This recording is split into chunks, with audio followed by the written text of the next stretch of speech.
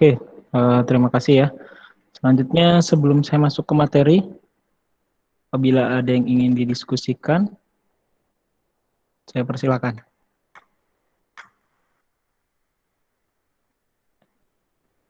Nggak ada? Ya, oke ya. Kalau tidak ada, kita langsung masuk ke materi saja kalau begitu.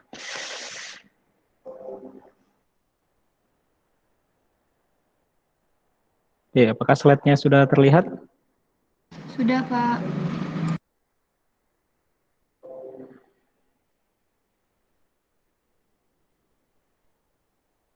Ya, baik ya. Jadi hari ini kita akan membahas tentang teknik scale up. Mungkin sebelumnya sudah belajar belum nih di farmasi industri? Sepertinya sudah ya. Skala pilot, begitu, skala laboratorium sudah ya. Dibahas Ada yang masih sekilas, Pak. sekilas ya. Jadi di sini sebenarnya saya juga agak bingung karena begini.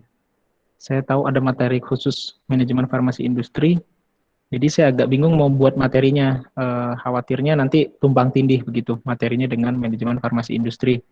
Tapi ya mudah-mudahan tidak tumpang tindih ya. Jadi hari ini kita akan membahas tentang scale up ya, yaitu bagaimana suatu produksi ya. Jadi suatu sediaan itu kita naikkan skalanya, skala produksinya dari yang awalnya dari laboratorium sampai bisa ke skala produksi atau skala besar.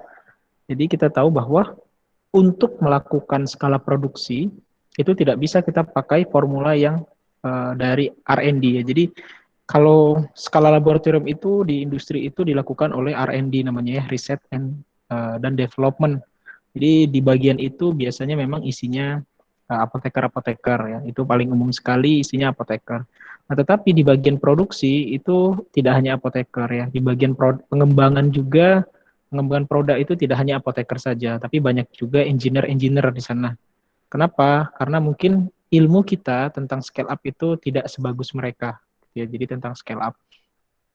Nah, proses skala pilot ini ya, nanti akan kita bahas, yaitu untuk menghubungkan dari skala laboratorium, kemudian kita lakukan optimalisasi lagi proses ya, karena ketika kita mau produksi nggak mungkin jumlahnya sedikit ya. Kalau kita buat dalam laboratorium, misalkan buat tablet ya, paling cuma berapa? 300 tablet atau 100 tablet mungkin ya. Atau kalau kita buat dia sediaan-sediaan cair begitu, mungkin hanya 3 liter ya, nggak begitu banyak. Sementara kalau kita mau produksi, pasti ukurannya lebih banyak. Nah, ketika terjadi perbedaan proses, ya, yang awalnya mungkin kita pakai mortir dan stamper saja ketika kita di laboratorium. Masa iya ketika produksi pakai mortir dan stamper mau berapa orang yang dipekerjakan begitu kan untuk buat rame-rame kan enggak, itu semuanya sudah pakai alat. Nah, ketika kita mengganti alat itu ya, maka akan terjadi perbedaan hasilnya ya, evaluasi fisik dan kimia itu akan berbeda, khususnya terkait homogenitas ya. Kalau dari segi parameter-parameter sediaan juga berbeda, misalkan akibat distribusinya kurang bagus tadi karena homogenitas, pH-nya tidak sesuai dan sebagainya. Akan banyak masalah terkait parameter yang kita uji dari skala laboratorium ketika di scale up menjadi skala industri. Nah, oleh karena itu harus dilakukan studi ini ya, studi skala pilot namanya ya, atau intermediate scale ya, skala yang menengah, sebelum kita mengeluarkan materi lebih banyak. Kalau kita tiba-tiba dari skala lab gitu langsung kita pengen produksi, misalnya di lab karena ada masalah dengan apa, dengan, sebentar ya saya baca dulu, karena ada masalah dengan laptopnya. Oke, saya lanjutkan ya, tadi sampai mana ya, saya lupa nih. Tadi, oke, jadi contoh ya, contohnya. Misalkan dari tadi saya berikan contoh ya, kalau kita buat salep begitu, buat salep atau kita buat gel, mungkin hanya 3 kilo itu udah banyak ya. Di laboratorium itu sudah cukup banyak. Nah, kemudian karena berhasil, karena oh ternyata bagus, ya sudah kita produksi 300 kilogram gitu, dengan cara yang seperti itu. maka otomatis hasilnya tidak akan sama, ya, karena ada beberapa proses yang berbeda, alatnya yang digunakan berbeda dan seterusnya. Ya, jadi itu landasannya mengapa kita perlu mempelajari ya pilot plan ini, ya, atau skala pilot ini.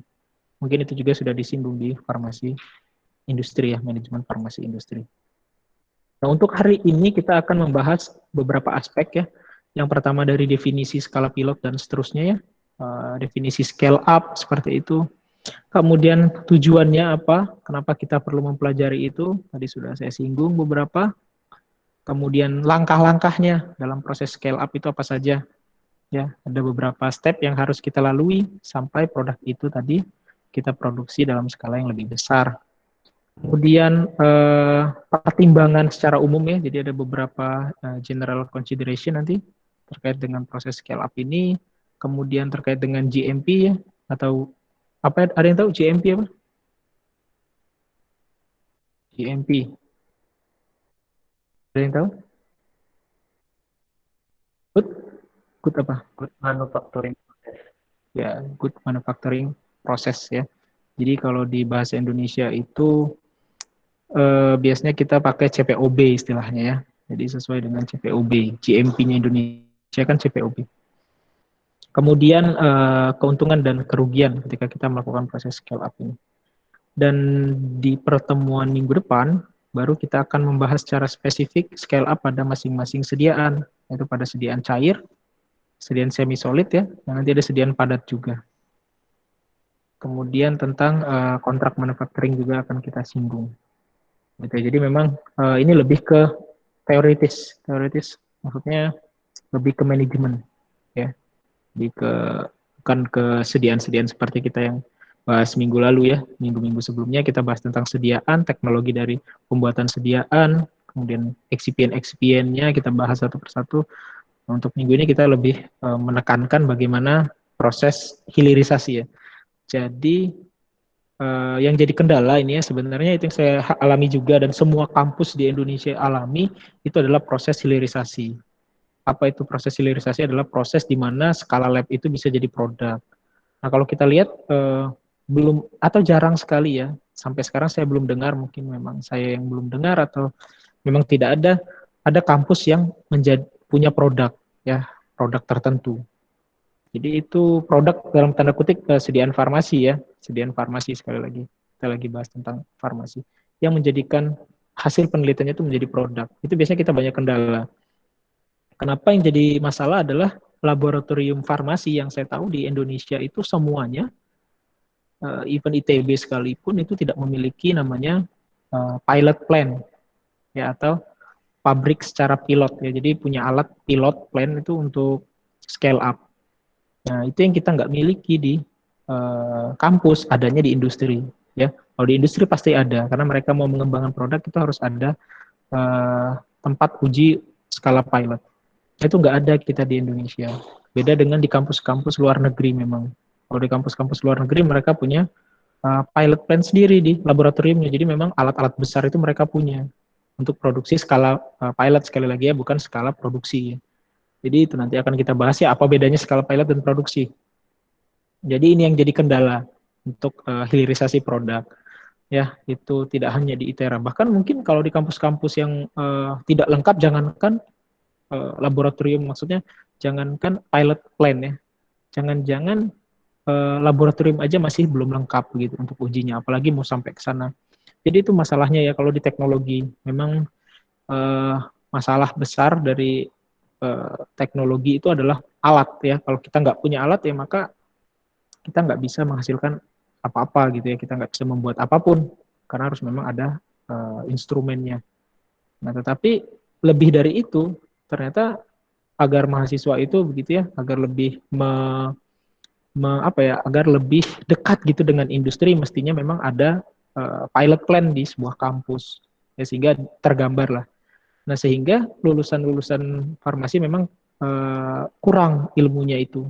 Tetapi bukan berarti nggak bisa didapat ilmu itu, ya. Apalagi nanti misalnya ada yang bekerja dari kalian, mungkin ada yang bekerja di bagian R&D.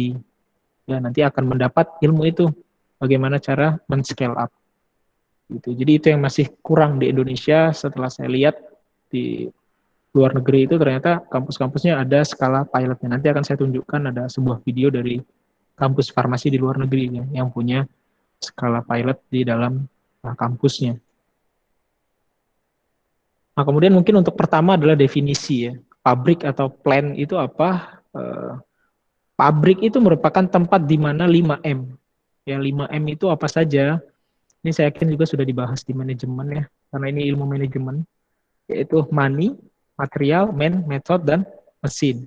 Ya, jadi ada 5M. Kalau salah satu nggak ada, maka tidak bisa menghasilkan suatu produk. Jadi kita harus punya 5 komponen ini untuk menghasilkan suatu produk. Yang pertama money ya. Kalau kalian nggak punya uang, ya nggak bisa buat apa-apa sekarang ya. Kita nggak punya bahan bakunya dan segala macam. Kita memang sekarang masih import ya. Nah itu yang jadi hal menarik sebenarnya ketika kita mau mandiri kan, kita Indonesia ini mau mandiri bahan baku.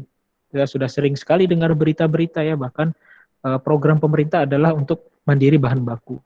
Nah tetapi ternyata kalau kita berhitung jangka pendek, ya, kalau kita berhitung jangka pendek, membuat sebuah pabrik bahan baku, ya, kemudian kita memproduksi sendiri, ternyata cost-nya ya atau biayanya itu lebih besar daripada kita import. Jadi itu yang jadi masalah untuk sekarang. Ya. Jadi orang lebih baik import aja udah. Ambil dari Cina, ambil dari India gitu ya. Kalau kita mau grade-grade excipient atau bahan aktif sudah murah. Ketimbang kita harus menyiapkan satu pabrik sendiri untuk memproduksi satu bahan baku. Itu cost-nya besar. Kemudian ketika produksi, memang jangka panjang pasti lebih untung. Ini namanya produksi sendiri itu lebih untung sekali lagi.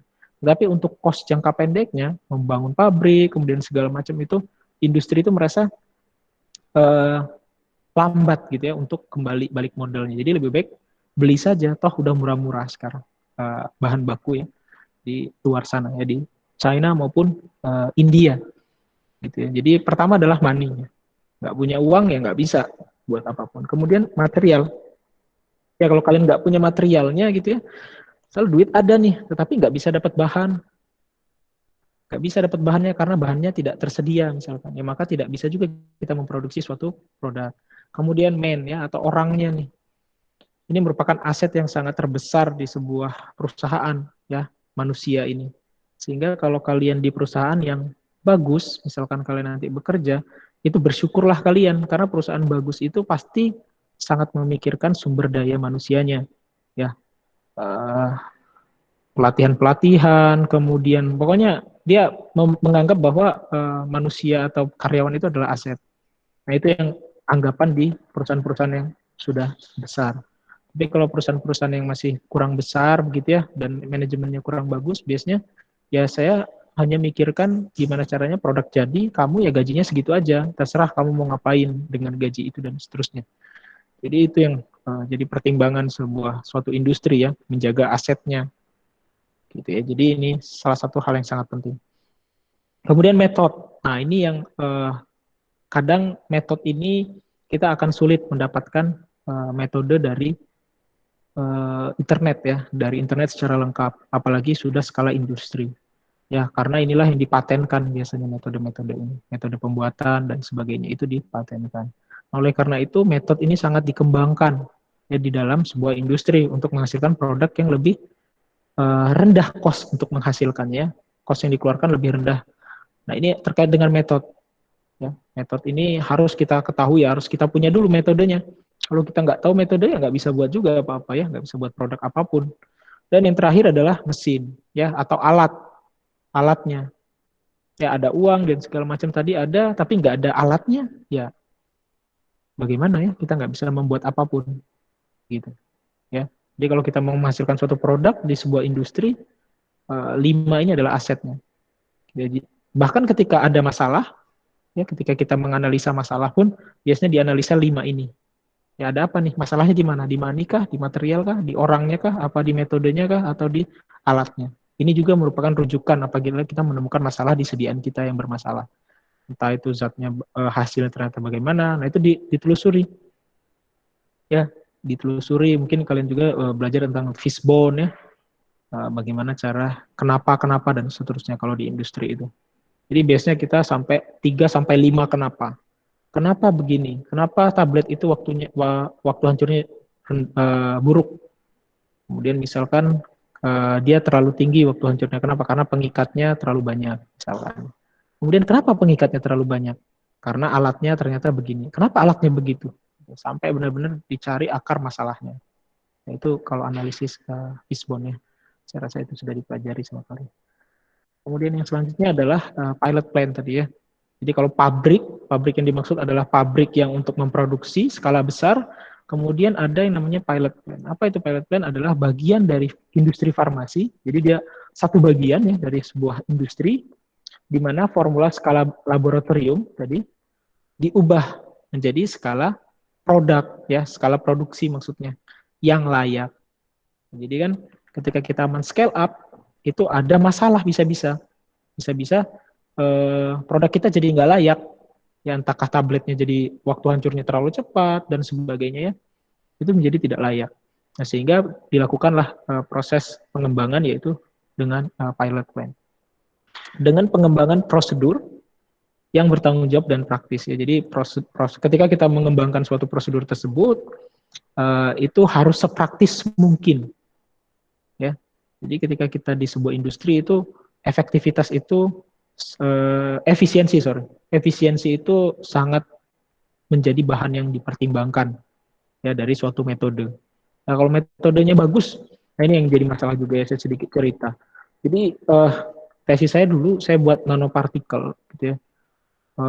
Dari gentamisin ceritanya. Kemudian ketika diuji, pengujinya menanyakan kira-kira bisa nggak di scale up. Kalau di scale up kira-kira cost-nya berapa? Karena untuk menghasilkan nano itu biasanya kita membutuhkan energi yang besar. Ya, jadi itu jadi masalah gitu. Gimana cara buatnya kalau mau memproduksi 10 liter gitu ya. Jangankan 10 liter, di lab itu kadang saya buat itu hanya 10 mili, 20 mili ya, karena ngirit bahan dan sebagainya. Ketika diubah nggak usah jauh-jauh, saya ubah 100 mili saja misalnya karena saya mau melakukan uji, maka hasilnya akan berbeda.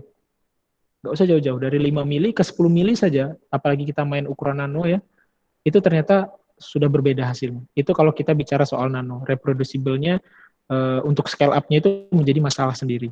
Nah, sehingga kemarin saya ikut salah satu seminar ya, jadi pematerinya itu dari Spanyol, kebetulan beliau itu publikasinya udah nggak ngerti, saya udah ratusan lah pokoknya yang sudah banyak sekali. Beliau memberi pesan seperti ini, jangan susah-susah kalau buat nano, ya, jangan susah-susah metodenya, karena nggak akan ada yang mau membuatnya nanti.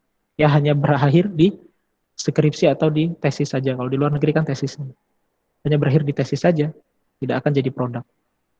Begitu ya. Jadi efisiensi ini benar-benar harus kita pertimbangkan. Kemudian untuk definisi scale up adalah seni merancang prototipe. Ya, seni untuk merancang prototipe menggunakan data dari model pilot plan tadi. Jadi ketika kita memperoleh data dari pilot plan, nah inilah kita melakukan atau merancang bagaimana skala produksi itu tidak akan berbeda jauh dengan pilot hasil, skala pilot. Tapi kalau skala produksi dengan laboratorium itu pasti berbeda sekali ya. Nah, tetapi skala pilot ini tidak boleh berbeda jauh dengan industri, skala produksi. Jadi sebisa mungkin itu sama. Ya. Sehingga biasanya di akhir uji skala pilot, itu kita bisa pakai datanya untuk daftarkan ke Badan POM untuk perizinan. Karena anggapannya hasil pilot ini itu sudah menggambarkan skala produksi. Ya, makanya kita harus memformulasikan atau merancang bagaimana skala pilot ini menggambarkan kondisi saat produksi. Kita nggak bisa mendaftarkan ke BPOM berdasarkan hasil uji laboratorium saja. Ya, misalkan dari R&D sudah menemukan formula untuk tablet lepas lambat misalkan. Sudah saya mau daftarkan ke BPOM biar kita cepat-cepat gitu. Nggak bisa. BPOM nggak akan mau ambil data dari skala lab. Dia maunya skala pilot yang sudah dekat dengan skala produksi, jumlah produksinya. Nah, itulah yang diuji nantinya. Apakah sudah sesuai dengan standar yang ada. Gitu ya. Kemudian tujuan dari scale up ini ya, mengapa kita perlu belajar scale up maupun teknik skala pilot ya. Karena skala pilot itu adalah include di scale up, karena scale up tadi kan dari laboratorium ke produksi ya. Jadi masuk di dalamnya. Tujuannya apa? Untuk mencoba proses pada model pabrik yang diusulkan sebelum mengeluarkan materi yang lebih besar untuk suatu unit produksi sediaan. Jadi kalau kita produksi dalam skala besar, kemudian hasilnya jelek, ya sudah pasti kita banyak rugi materi. Ya, kita sudah mengeluarkan banyak materi, kita mengeluarkan banyak bahan, banyak uang, dan seterusnya, kemudian hasilnya jelek.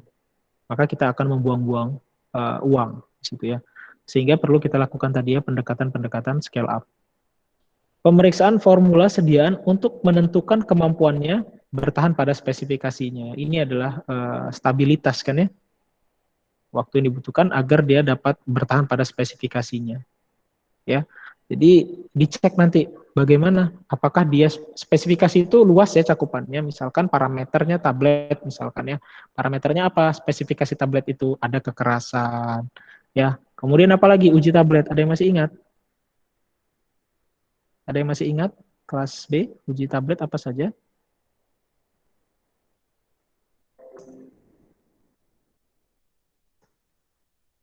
Ada? Tidak ada. Kalian sudah mengambil mata kuliah tablet bukankah? Bukannya solid? Sudah belum solid? Udah, Pak. Sudah, Oke. Pak. Mestinya tahu ya berarti. Ya, apa aja tablet itu, parameter tablet, parameter uji tablet apa saja coba?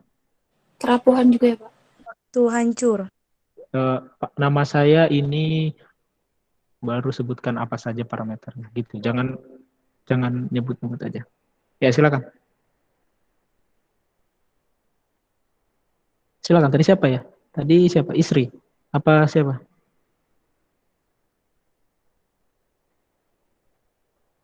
Silakan. Tadi ada yang jawab benar tadi jawabannya kok, cuman tadi tidak menyebutkan nama saja.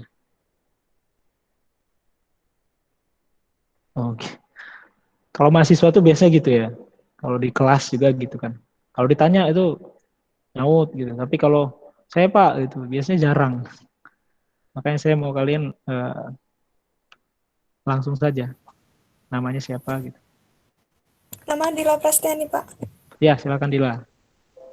Izin menambahkan tadi, Pak, ada juga keseragaman bobot, keseragaman ukuran, kekerasan, waktu hancur, dan kerapuhan. Oke, boleh. Sudah cukup lengkap. Ada lagi yang ditambahkan? Yang lain coba. Selain Dila tadi sudah keregasan, kerapuhan, keseragaman bobot, keseragaman ukuran, waktu hancur juga udah ya. Ya, silakan. Uji keseragaman bobot, Pak. Ya, keseragaman bobot tadi udah. Oke. Ada lagi yang ditambahkan? Yang ada di farmakope itu biasanya tuh. Organoleptis nggak sih, Pak? Organoleptis boleh, ya boleh. Organoleptis itu misalnya ada picking atau tidak, ada sticking atau tidak ya. Kalau dilihat tabletnya harus mulus gitu kan ya. Ya boleh. Ada lagi? Picking, sticking, banding. Keseragaman kandungan, Pak. Keseragaman kandungan boleh ya, mengukur kadarnya berarti ya. Boleh. Ada lagi? Uji Waktu. disolusi, Pak. Ya, uji disolusi ya itu ya, jangan lupa ya. Jadi uji disolusi itu salah satu parameter yang penting selain tadi yang lain kalian sebutkan ya. Ada keseragaman ukuran, keseragaman bobot, kemudian keseragaman kandungan ya tadi ya, mengukur kadarnya, kemudian waktu hancur, kemudian variabilitas atau keregasan, kemudian apalagi ya, banyak ya tablet itu ujinya. Nah itu adalah parameter-parameter uji yang harus spesifikasinya itu masih sesuai ketika kita melakukan scale up atau melakukan peningkatan jumlah produksi. Ya, jadi tujuannya tadi untuk memeriksa bahwa scale up itu tidak merubah spesifikasinya. Karena kalau eh, di laboratorium sebelum kita lakukan scale up, kita harus memastikan dulu bahwa formula yang kita buat itu memenuhi kriteria tadi, parameter-parameter ujinya. Nah, ketika sudah beres, kita lakukan scale up baru. Nah, scale up ini bisa saja ketika kita melakukan scale up parameter tadi berubah. Ya, misalnya disolusinya sudah bagus, setelah di scale up jadi jelek. Kemudian kandungan kadar ya, ini nggak kalah penting ini. Homogenitas terkait dengan homogenitas proses pengadukan. Nanti kita bahas minggu depan tentang proses pengadukan, di mana proses pengadukan ini ketika scale up itu nggak sama dengan pengadukan di laboratorium. Gitu ya. Oke.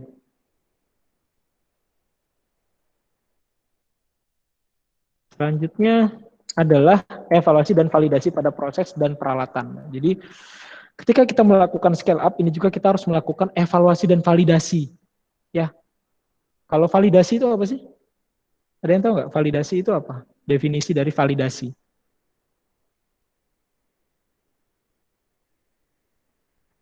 Nah, ini saya yakin udah dibahas ya di ini ya, farmasi industri. Apa itu validasi? Ada yang bisa Tindakan pembuktian ya, Pak. Ya, siapa tadi yang jawab satu orang? Yolanda, Pak. Yolanda Febriana. Ya, Yolanda. Apa Yolanda? Suatu tindakan pembuktian. Iya.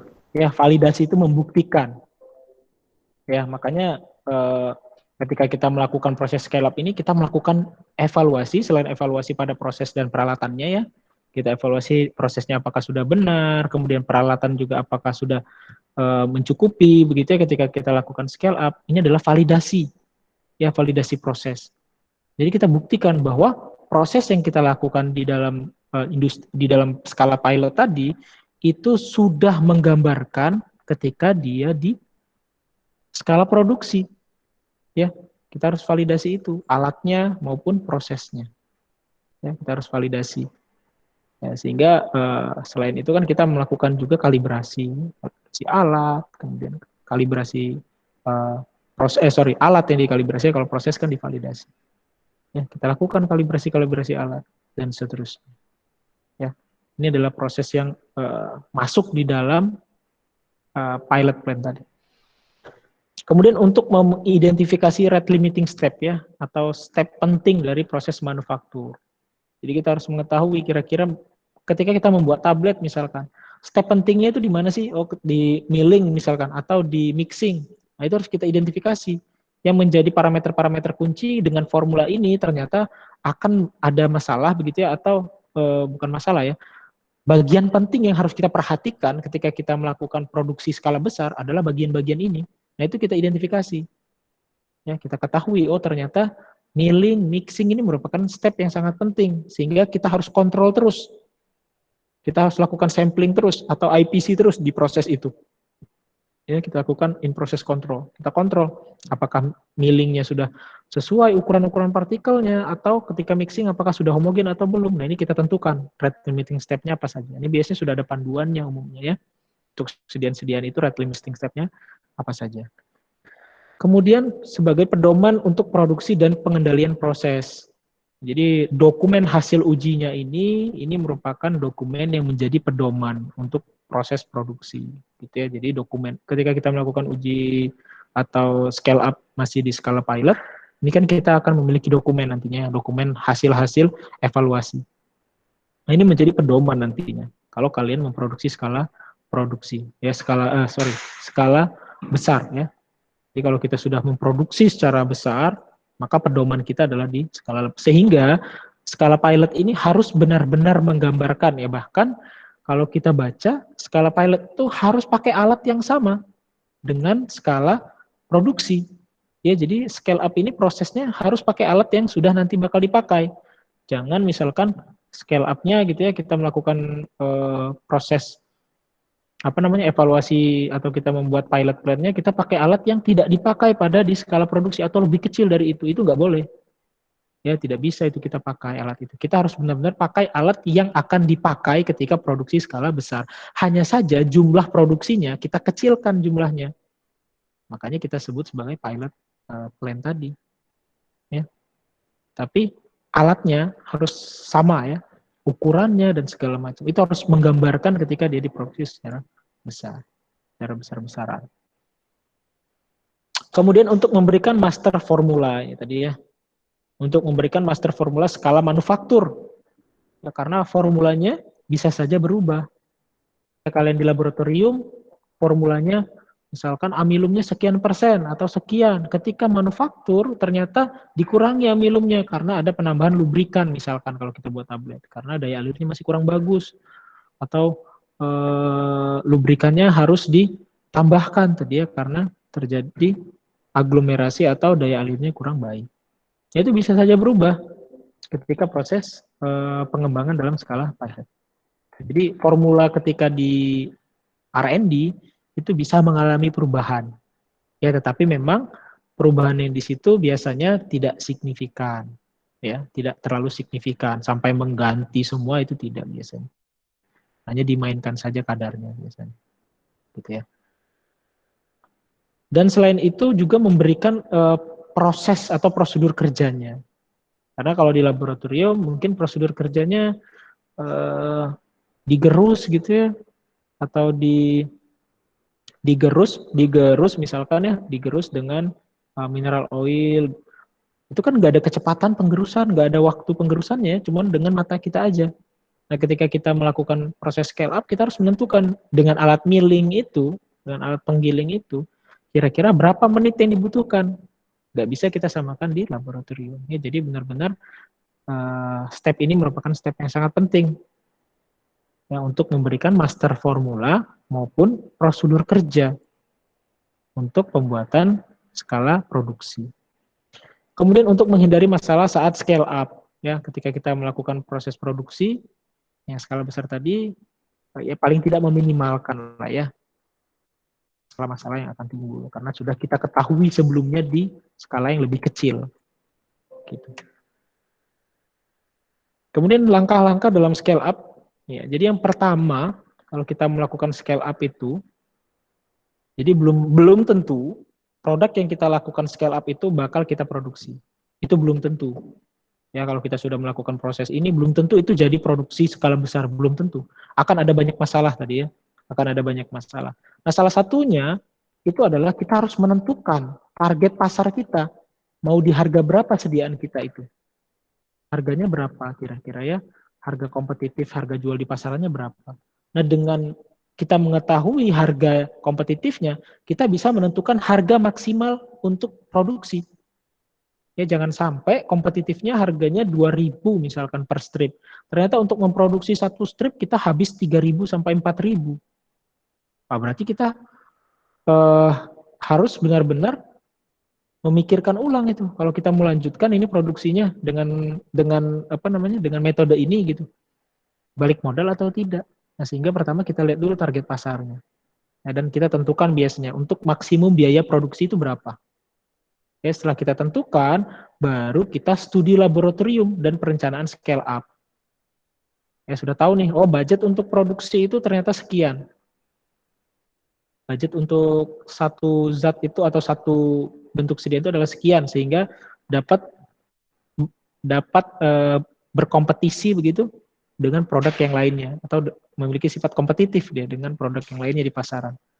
Nah, kalau misalkan kita sudah menentukan tadi ya, menentukan jumlah maksimal pengeluaran untuk produksi, maka baru kita melakukan studi laboratorium yang cocok dengan dana seperti itu ya, dan perencanaan scale up-nya bagaimana. Nah, itu dulu yang pertama harus kita lakukan ya, jangan sampai udah susah-susah ya, ternyata mahal sekali ya biaya produksinya, sementara harga di pasaran murah. Itu jadi masalah.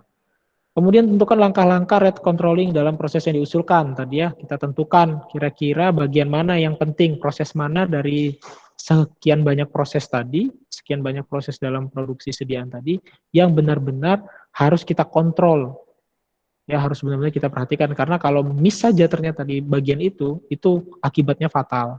Nah, itu ya, kalau kita bilang rate controlling-nya. Kemudian lakukan studi pendahuluan yang lebih besar skalanya dari laboratorium dengan peralatan yang akan digunakan dalam tahap rate controlling untuk membantu dalam desain pabrik. Ya, studi pendahuluan biasanya kita lakukan di laboratorium. Kita bisa lakukan uji-uji sederhana dulu ya di laboratorium. Kemudian baru kita lakukan proses scale up tadi ya. Nah, kemudian barulah kita merancang atau membangun ya pilot plan tadi. Ya, termasuk ketentuan untuk proses dan pengendalian lingkungannya Nah, jadi ketika kita membuat pilot plan itu sudah menggambarkan kondisi sebenarnya. Ya, kondisi di mana produk itu nanti akan diproduksi, bagaimana proses sanitasinya dan seterusnya. Karena menjadi inspeksi Badan POM itu tidak hanya produk, ya tidak hanya produk, tetapi apa prosesnya, ya kemudian limbahnya nanti dikemanakan, bagaimana cara dia menangani limbah. Ya ini isu soal lingkungan ini di Indonesia memang masih kurang ini ya. Kalau di luar negeri kita lihat isu lingkungan itu sudah sangat gencar sekali ya. Ternyata Indonesia, kenapa Indonesia itu orangnya kurang care gitu sama lingkungannya? Karena tuh apa ya, sense of belongingnya itu nggak ada. Gitu. Jadi rasa kita itu memiliki daerah tersebut gitu ya. Rasa kita berada di daerah tersebut dan memiliki lingkungan itu, kita itu masuk di dalam lingkungan itu yang kurang di Indonesia. Jadi kebanyakan kita kalau ngeliat sampah ya cuek aja. Pokoknya itu udah tugasnya pembersih, gitu, tukang bersih kampus, misalnya tukang bersih kampus. Pokoknya kita sense of belongingnya itu masih kecil ya. Jadi kita merasa tidak memiliki tempat tersebut.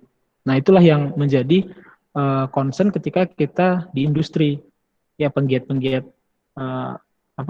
lingkungan itu khususnya ya dinas kesehatan lingkungan dan sebagainya itu memiliki peranan penting, apalagi sudah bicara soal produksi skala besar, ya di mana limbahnya nggak sedikit, limbahnya banyak. Ya jadi kalau di laboratorium biasanya limbahnya kan kita tampung ke dalam dirigen, limbah-limbah itu ya. Dirigen, kemudian nanti di aerasi dan sebagainya dulu lah, itu ada prosesnya ya untuk sebelum kita buang ke alam. Ya karena nggak mungkin kan kita timbun di mana itu, pasti kita buang. Nah, sebelum dibuang itu dilakukan proses-proses sanitasi dan sebagainya ya, proses-proses penetralan dan sebagainya. Jadi ketika dibuang dia ramah lingkungan. Gitu. Nah itu pun diamati ketika di industri, meskipun dalam skala pilot. Ya sudah dilihat, oh ini nanti mau kemana limbah-limbahnya dan seterusnya. Ini harus kita pikirkan bersama ya terkait limbah. Kemudian mengevaluasi hasil pilot plan tadi ya. Setelah kita lakukan atau kita bangun hasil plannya ya, pilot plannya sudah kita bangun, pabrik kecilnya begitu, pabrik simulasi istilahnya. Kemudian kita sudah membangun juga sanitasi dan sebagainya ya. Maka kita produksi, kan ya? Kita coba produksi skala pilot. Nah setelah kita produksi, kita evaluasi hasilnya, ya baik itu produknya, evaluasi produknya, misalnya tablet ya kita evaluasi tabletnya, maupun prosesnya, jadi evaluasi proses. Termasuk economical proses tadi di awal, kira-kira cost-nya ini masuk nggak hitungannya.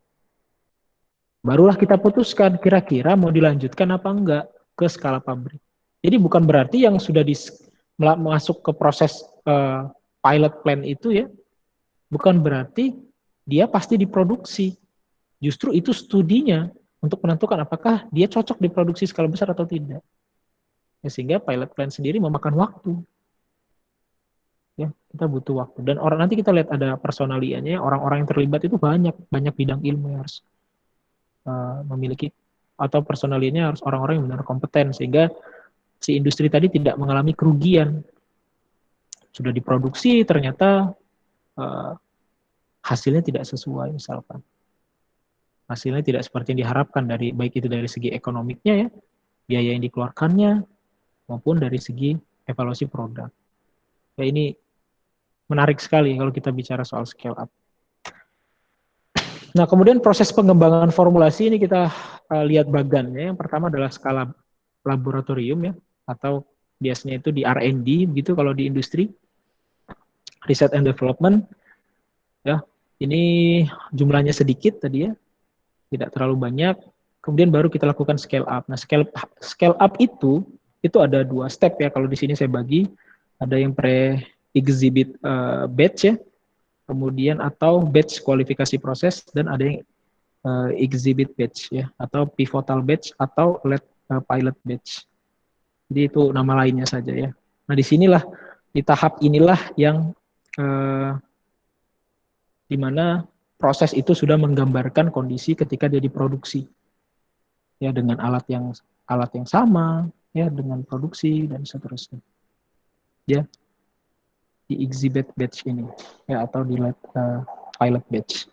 Nah, ini dua bagian ini adalah dua atau proses dari scale up. Ya, ketika kita melakukan scale up. Nah, kalau di sini ya ini udah skala produksi kalau di yang paling bawah. Ya, jumlahnya sudah banyak. Nah, kalau di skala produksi itu ketika produknya sudah mendapatkan izin edar dan seterusnya ya. Kita nggak mau udah produksi banyak-banyak, ternyata nggak dapat izin edar kan. Makanya kita lakukan pilot plan lebih dahulu. Nah tadi ya, laboratory scale batch itu apa? Ini pengembangan awal pada tahap laboratorium. Biasanya lebih kecil 100 sampai 1000 kali dari batch produksi. Jadi batch sekali buat, sediaan kita itu sekali buatnya biasanya itu lebih kecil bahkan sampai 1000 kali. Jadi kalau kita buatnya cuman berapa? Misalnya 3 kilo gitu ya, udah paling banyak ya 3 kilo itu ya. Kalau kita buat salep, udah banyak sekali ya 3 kilo ya. Berarti kalau 1000 kalinya berarti kan 30.000 kilo atau ya 30.000 kilo, 30 ton. Ya, sekali produksinya 30 ton itu kalau diproduksi skala besarnya. Kemudian kegunaannya mengapa kita melakukan penelitian dulu ya di laboratorium, yaitu untuk mendukung proses formulasi yang pertama menentukan formula awalnya, kemudian pengembangan wadah. Oke, jadi wadah itu kita pikirkan sejak di R&D. Orang R&D itu sudah mikirin wadah, walaupun belum tentu diproduksi skala besar ya. Jadi kita sudah memikirkan wadah mana yang cocok untuk sediaan kita. Ya, bentuknya seperti apa. Bahkan di sini belum ke desain ya, kalau masih di R&D itu biasanya desain itu berjalan ketika kita melakukan scale up, baru kita desain produk segala macam, itu baru banyak pihak yang terlibat. Nah, tetapi kalau untuk di R&D itu wadahnya, material wadahnya, apakah dia tembus cahaya atau tidak, ya, dan seterusnya. Ukurannya, ya, volume dari volume satu sediaan. Karena begini, kalau uji stabilitas, ya, kalau kalian pernah baca begitu ya tentang uji stabilitas itu kalau dia dosisnya berbeda, gitu ya, misalkan ada parastamol 50 mili, kemudian ada parastamol lagi 100 mili. Nah itu biasanya disarankan ya melakukan uji stabilitas pada kedua bentuk itu. Padahal kalau dipikir sama-sama, isinya sama-sama parastamol, cuman beda ukurannya saja. Kenapa? Karena ternyata itu mempengaruhi stabilitasnya. Ya, apalagi dosis ya, dosis obat misalnya. Misalnya sama-sama 50 mili, tapi yang satu dosisnya 120 mg per 5 mili, yang satunya 240 mg per 5 mili. Ini akan mempengaruhi. Kenapa? Ya karena degradasi kan ada banyak orde ya, apalagi orde 1, orde 0, dan seterusnya. Itu orde 1 kan tergantung dari konsentrasi. Ya, tergantung dari konsentrasi, kecepatan lajunya. Yang beda dengan orde 0 itu konstan. Nah, karena ada pertimbangan-pertimbangan degradasi, mekanisme degradasi tadi, tingkatan-tingkatan reaksi tadi, itu yang menjadi dasar mengapa ketika dosisnya berbeda, ketika ukuran volumenya berbeda, maka uji stabilitas pun akan berbeda. Nah, di R&D inilah kita tentukan di skala kecil tadi, kira-kira kalau stabilitasnya sediaan cairan sirup itu 30 mili atau 50 mili itu bagaimana stabilitas dan seterusnya. Itu biasanya kita lakukan di skala laboratorium dulu. Ya, untuk menentukan kira-kira berapa mili nih kemasannya nanti. Jadi sebegitu pentingnya ya tahap itu. Kemudian uji praklinik. Ada yang tahu uji praklinik itu apa? Ada yang tahu nggak uji praklinik itu apa?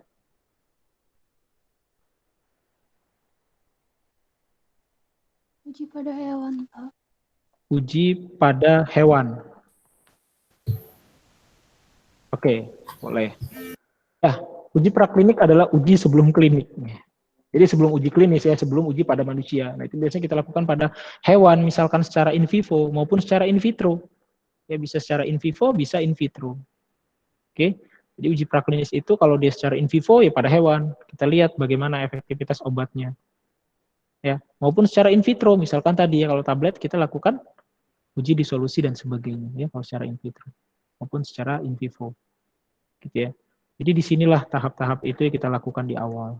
Nah, kemudian baru namanya pre-exhibit batch. Ya, dimana ini tahap pertama dalam scale up.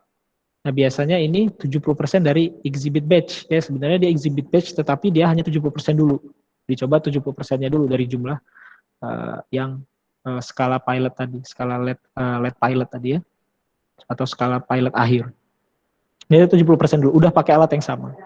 Kemudian dokumentasi proses yang lengkap dan metode analisis yang tervalidasi. Ya, ketika proses ini kita harus memastikan bahwa dokumen prosesnya itu harus sudah lengkap dan sudah tervalidasi proses analisisnya yang kita gunakan. Kemudian kegunaannya apa? Yaitu mendeteksi adanya masalah yang timbul pada pembuatan di proses exhibit batch. Ya, jadi itu tahap awal kita agar kita bisa mengetahui sebelum kita menghabiskan materi yang lebih banyak. Ya. Kemudian yang selanjutnya tadi ya, yaitu exhibit batch atau pivotal batch atau pilot batch. Merupakan batch yang mendemonstrasikan ya atau menggambarkan proses yang sebenarnya ketika di skala produksi. Dalam tahap ini dokumentasi produk, spesifikasi produk, data uji stabilitas dipercepat. Ini kita submit ke FDA kalau di luar negeri ya, tapi kalau di Amerika. Kalau di Indonesia kita bisa submit data-data uji ini ke Badan POM. Ya, jadi kita lihat apa saja dokumentasi produknya ya, prosesnya. Kemudian spesifikasi produk.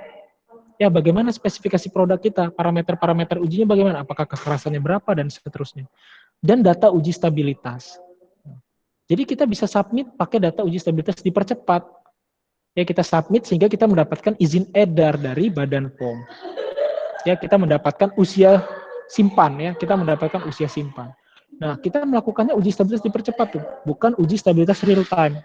Ya, ini sebuah kemudahan ya. Sebenarnya saya sudah singgung di beberapa pertemuan bahwa uji stabilitas dipercepat itu untuk mempercepat proses uji. Makanya dilakukan pada kondisi stres. Ya, entah itu pada relative humidity yang tinggi maupun pada suhu yang tinggi dan seterusnya. Intinya produk itu diperlakukan dalam kondisi stres. Nah, untuk panduan uji stabilitas itu sudah ada dari ICH guideline dan diadaptasi oleh Badan POM. Di mana untuk Indonesia itu suhunya 40 derajat ya. Jadi di ICH itu ada pembagian-pembagian zona. Ya, saya singgung saja ini uji stabilitas dipercepat karena relate dengan materi hari ini. Jadi di ICH itu ada pembagian zona. Nah, Indonesia itu zona keempat kalau tidak salah. Nanti kalian silahkan dikoreksi kalau salah ya. Dengan uji stabilitas suhunya 40 derajat, RH-nya 75% dan seterusnya. Nah, ketika dia stabil selama 6 bulan, ketika dia stabil selama 6 bulan, dan kita submit ke Badan POM dengan pertimbangan data tadi, kita memiliki usia simpan 2 tahun. Ya, itu adalah ada guideline-nya dari ICH guideline. Jadi ketika proses skala pilot inilah data yang dipakai.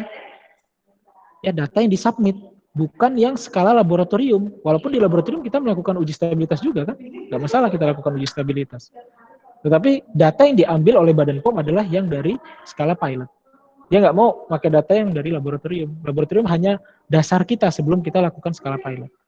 Gitu ya. Jadi yang ke Badan POM itu ya yang dari skala pilot semua, hasil dari skala pilot atau exhibit batch ya.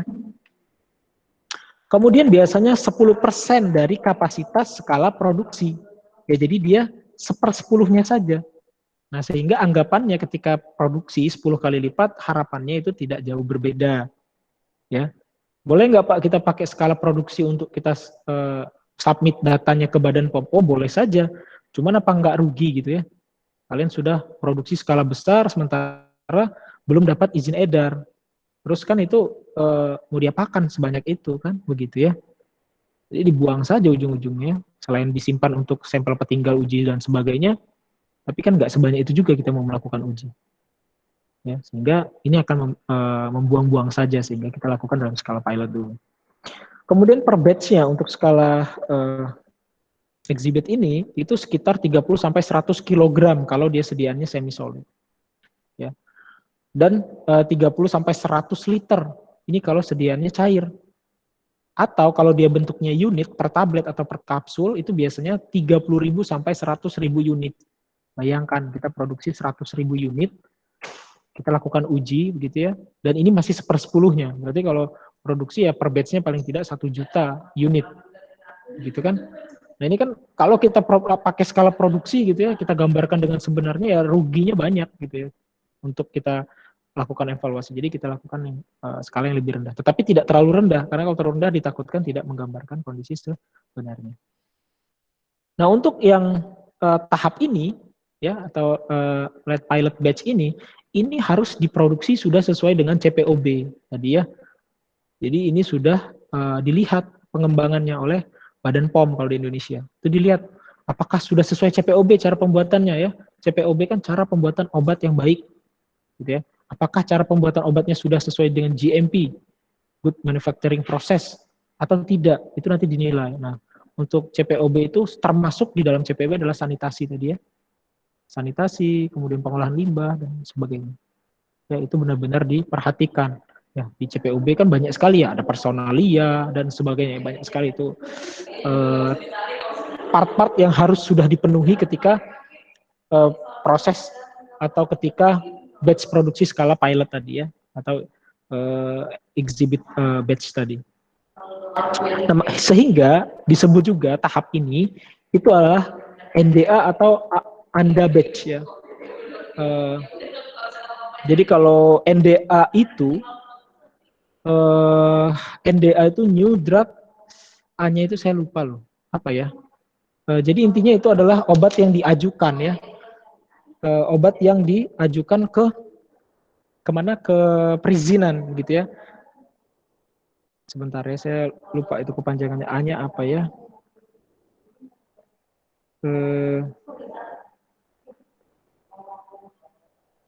Application, sorry. Jadi NDA New Drug Applications. Ya, jadi itu adalah obat yang akan dipakai ya, obat yang akan dipakai, maksudnya prosesnya itu, cara pembuatannya itu harus menggambarkan ketika dia skala produksi ya, sehingga data-data dari NDA atau ANDA ini itu akan disubmit ke FDA, gitu ya, sehingga disebut juga sebagai batch NDA atau ANDA. Nah, sehingga disebut juga sebagai regulatory reference batch. Ya, jadi ini sebutan-sebutan lain kalau kita bicara tentang lead pilot batch ini. Ya, banyak sekali. Bahkan disebut juga ini sebagai stability test batch. Ya, kenapa? Karena memang data stabilitas inilah yang dipakai ya dari produk hasil batch skala pilot. Gitu ya. Oke, selanjutnya exhibit batch ini merupakan atau dapat dibuat begitu ya setelah skala pilot. Ya, kalau kita pisahkan begitu, ternyata pilot dan exhibit batch ini ada sedikit perbedaan, di mana exhibit batch ini setelah skala pilot itu selesai. Ya, jadi harapannya setelah skala pilot itu dilakukan lagi tahap yang lebih komprehensif, yang lebih menggambarkan. Karena memang skala pilot tadi kan disebut juga sebagai lead pilot batch. Ya, jadi dia menggambarkan kondisi yang sebenarnya. Jadi dia setelah pilot, kalau kita mau bagi lagi stepnya, ada skala pilot, habis itu exhibit batch, dan seterusnya. Ya, you cannot take up an exhibit batch until a pilot scale up batch is completely successful ya. Jadi kita tidak bisa melakukan uji pada skala exhibit kecuali kita sudah menyelesaikan skala pilot. Nah, tidak ada orang yang mampu ya melakukan uji stabilitas dalam batch komersial ya, atau ketika proses ketika jumlahnya itu sesuai dengan skala produksi. Ya, kenapa? Karena akan banyak material yang terbuang. Ya, sehingga inilah alasan kenapa kita menggunakan exhibit batch. Ya, untuk menghemat ya waktu dan uang. Itu sama dengan tadi penjelasannya ya. Kemudian yang selanjutnya adalah batch produksi ya. Ini batch atau skala pembuatan di mana jumlah yang dibuat itu adalah sesuai dengan jumlah produksi secara rutin ya ketika produk itu sudah dipasarkan. Nah, ini umumnya jumlahnya sangat besar ya. Bisa 300 sampai 1000 kilo atau 1 ton kalau dia sediaan semi solid gitu. Kemudian 300 sampai 1000 liter kalau dia sediaan cair satu kali produksi ya, satu kali batch produksi, atau 300.000 sampai 1 juta unit kalau dia misalnya sediaannya per unit ya, tablet atau kapsul dan sebagainya. Per batch produksi. Jadi sekali produksi banyak sekali. Bayangkan kalau kita buat 300.000 saja tablet, baru kita lakukan uji-uji tadi, itu kan ruginya minta ampun ya, banyak sekali bahan terbuang. Ini kalau digambarkan seperti ini ya. Kalau kita lihat dari skala lab, ukuran alatnya kecil ya. Kemudian baru di skala pilot, kemudian demonstration scale tadi ya, yang exhibit batch, dan kemudian yang terakhir adalah skala komersial. Jadi semakin besar alat yang digunakan pastinya ya, karena untuk sekali produksi tadi kan jumlahnya sampai berjuta-juta ya. Sebelum saya lanjutkan, silakan jika ada yang ingin ditanyakan terlebih dahulu.